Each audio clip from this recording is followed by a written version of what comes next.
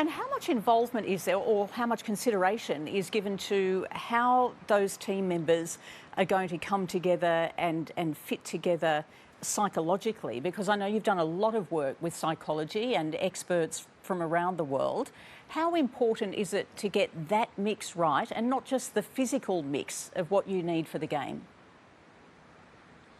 Yeah, it's always a consideration. There's a lot that goes into getting the right blend. You know that batting obviously takes place in partnerships, but even bowling takes place in partnerships. And if you've got someone bowling well at one end, you need someone who's going to blend in with them at the other end.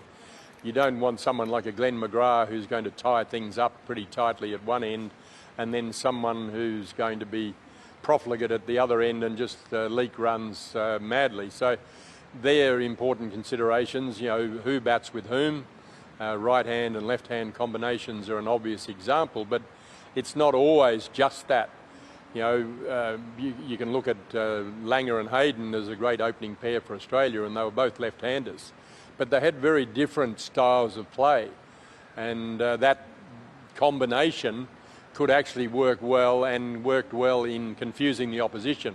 Hayden was a bigger, taller individual who tended to be aggressive and hit the ball down the ground, whereas Langer was smaller, tended to hit the ball square of the wicket.